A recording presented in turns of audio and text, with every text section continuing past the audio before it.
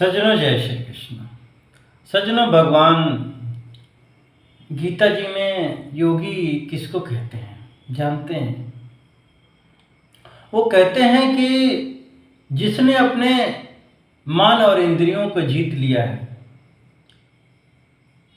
वो चाहे कहीं भी रहता हो, किसी भी वेशभूषा में हो। देखो, भगवान आपका जाति, मजहब, पंथ, धर्म, वेशभूषा आदि नहीं देखते हैं, वो आपका केवल कर्म देखते हैं।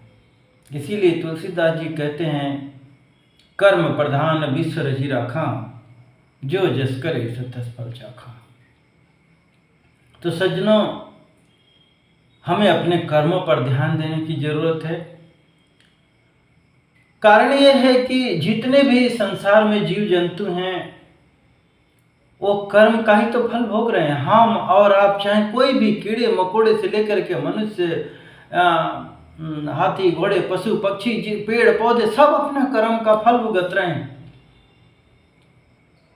हम जैसा कर्म करेंगे, अपने आप वो दुनिया हमको मिल जाती हैं, और वहाँ कर्मानुसार जो हमारे दुख सुख हैं मिलते रहते हैं। उसको कोई नहीं टाल सकता।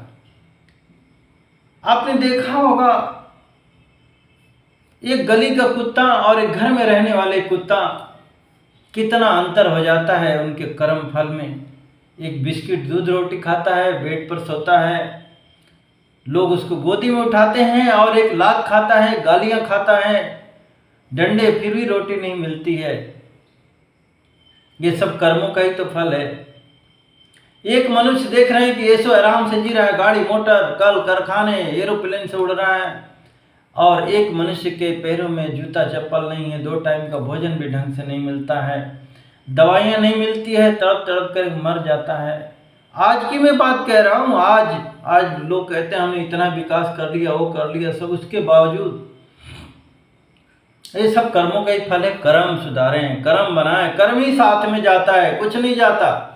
ये जितने हम पूजा पाठ पाखंड आदि करते हैं, प्रसाद चढ़ाते हैं या कपड़े पहनते हैं, टीका करते हैं, कुछ नहीं जाता। कर्म की प्रधानता है भाई, तो कर्म सुधारें।